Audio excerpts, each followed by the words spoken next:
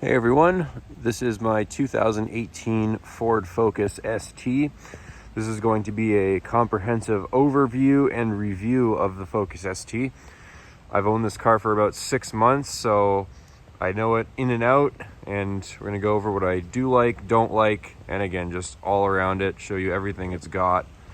So the Mark III Focus ST was sold in North America from 2013 through 2018, which was the last year for the Focus. While in Europe, it received a full redesign for 2018. 2015 brought some updates, so you get a new trunk design.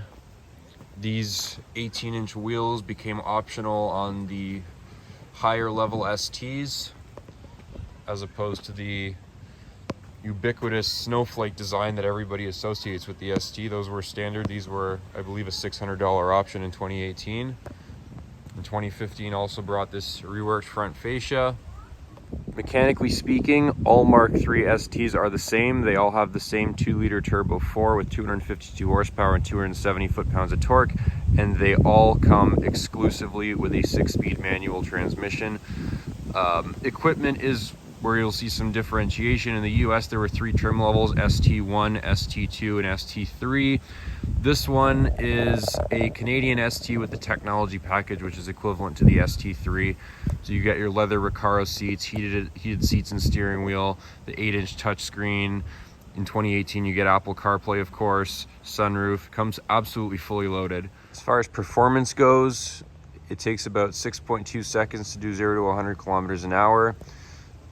Top speed is rated at 249 kilometers an hour, and in the owner's manual supplement, it does say the vehicle is equipped with tires that can reach the vehicle's top speed, so definitely not suggestive. And as far as fuel economy goes, it's actually not bad. If you drive it conservatively, it's just another 2-liter 6-speed manual compact hatchback. I've been able to get about 7 liters per 100 on the highway, or about 33 miles per gallon. In the city, you're looking at about 23 to 25 or so. And on the one big road trip I took this car on, down through the Blue Ridge Mountains to the tail of the Dragon in Tennessee and back, going about 75 to 80 miles an hour the whole way, I averaged about 8.1 liters per 100, or about 29 miles per gallon. So fuel economy is really not a major limiting factor in this car. You can run regular in it, but your horsepower goes down from 252 to 243. So it's probably, if you're driving it hard, probably rather put premium in it, but if you need to save money, it's really not bad on gas. Going inside the car, you have keyless entry sensors on the front doors, and inside, the black leather Recaros, which are some of the best seats I've ever sat in. Amazing lateral support. The bottom cushion is very heavily bolstered. If you're a larger individual, I can see this being a bit of a problem because there's not much space to move your legs around, but the seats are more than adequately padded. They're super comfortable, and I've gone on very, very long trips in them, and I've found them to be absolutely fantastic. If you get a model 2015 or newer, you will get lumbar support, and there is a height adjustment for the driver's seat. Passenger seat is only adjustable going forward and back, as well as the backrest, of course. ST has the flat bottom steering wheel with a very nice quality leather on it, actually. Great feeling steering wheel. You get this door sill plate, as well as on some ST3 models, you could have opted for the carbon fiber accents package, so you get these pieces on the front door panels here. The Ford Performance carbon shifter, which feels really nice, as does this whole transmission actually, as well as a piece up here by your gauges. If you've ever driven a 3rd generation Ford Focus before, the interior is otherwise very, very familiar. You get your standard instrument cluster information in here, so you get your trip computers, some good info, average speed, your speedometer,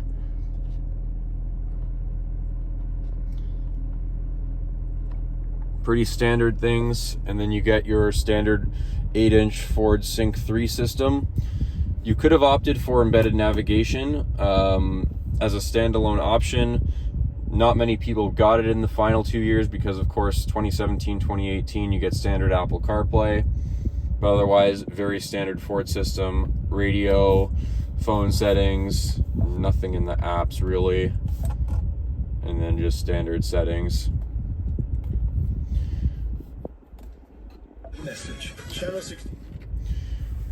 The ST3s came with the 10-speaker Sony sound system. It has a subwoofer in the trunk, and then 2 speakers on each doors, a speaker up here.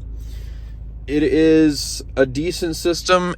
The sound is very, very clear, but it is not loud at all. You can blast it to max volume and you can still have a conversation with your passenger very easily. I've driven down a highway at 80 miles an hour, couple windows down because that's better than air conditioning, and you really can't hear anything. So the sound system's a little disappointing in that regard, but if you're not, if you don't want to blast your ears out, it sounds really good. Another nice touch is the aluminum pedals. And as far as luxury goes, again, standard higher grade Ford Focus, heated steering wheel, heated front seats, dual zone automatic climate control, tilt and telescoping steering wheel, power windows, door locks, and you get a nice little sunroof. Storage is all right, pretty big glove box, decent size center console with a USB and a power outlet, same up here.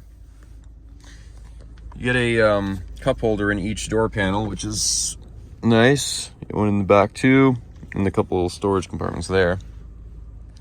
The rear seat, if you have passengers up front who are of my height, I'm about 6'4", so my seat is in its downmost position and most rearward position and fairly heavily reclined. There really isn't too much space in the back, but if you have a average height passenger, you can definitely fit a third person in the back there. You get a nice center armrest with cup holders, and then pretty friendly amount of storage. Storage compartment here, and then a little cup holder, as well as mat pockets in the backs of each seat.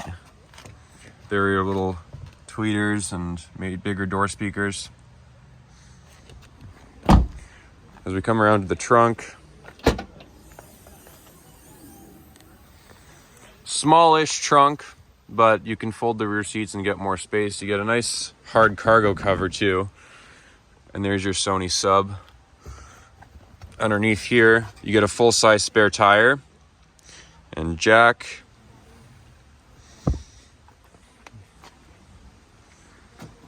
As far as feature content goes, there's not too much left to go over.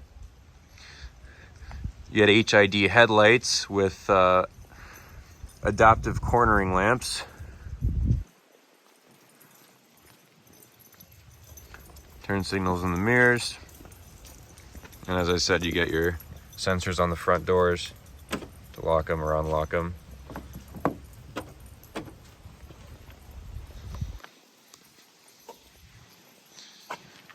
And a nice big spoiler on the back.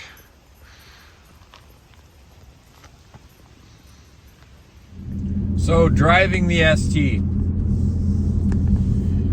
it is a very, very good driving experience. Obviously, lots of power for the size of the vehicle. Most of that is delivered above 3,000 RPM, and that's typically how you drive this car. I've heard before that if you kind of give it too much boost below that, it's not really good for the engine. Kind of common sense, but it's a third gear pull.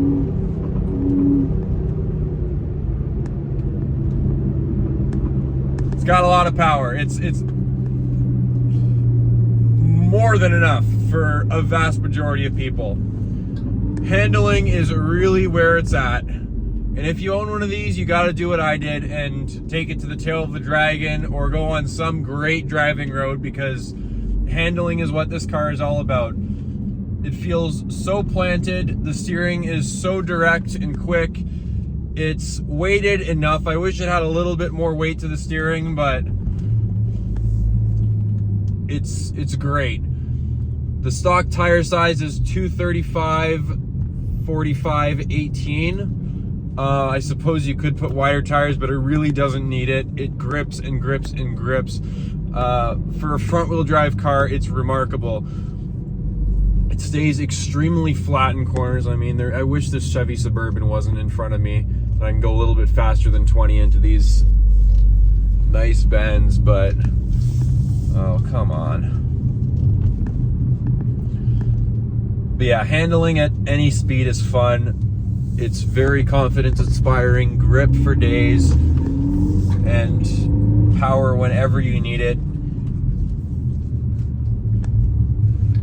Like I said, the transmission feels amazing.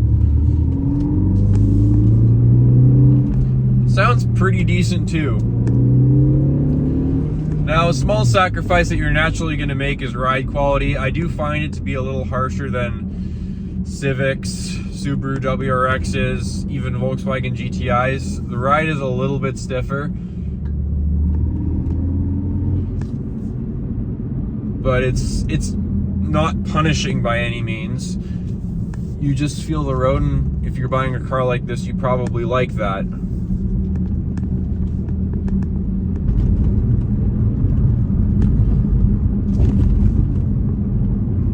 I wish this Suburban would get out of the way so I could have a little bit more fun, but you get the picture.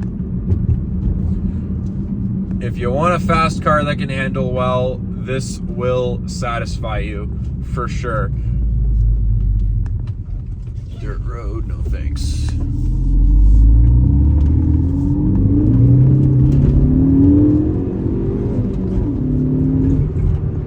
Traction control will kick in a high end in second gear because it's still spinning its tires.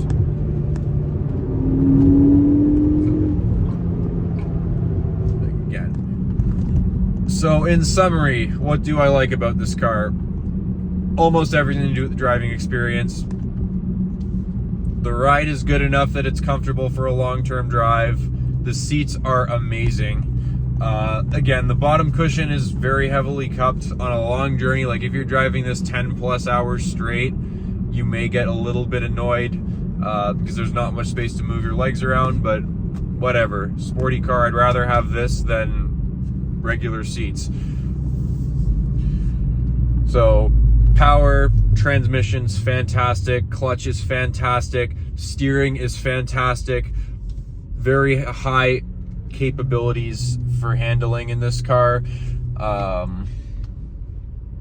Otherwise, the interior, it's still modern enough, still has enough luxury features to keep most people happy, like Apple CarPlay's the main thing. I like the feel of the interior. Everything is of okay quality. It's no BMW 8 Series, but it's fairly solid for a compact car from the mid 2010s. Especially, you know, the ST steering wheel does feel really nice. What I don't like, it's pretty much just that sound system. It's underwhelming. Sounds good, but not nearly loud enough. So the sound system's a bit disappointing. Otherwise, there really is not much. So if you've watched this video and come away with, wow, I want a Focus ST now, this car is currently for sale.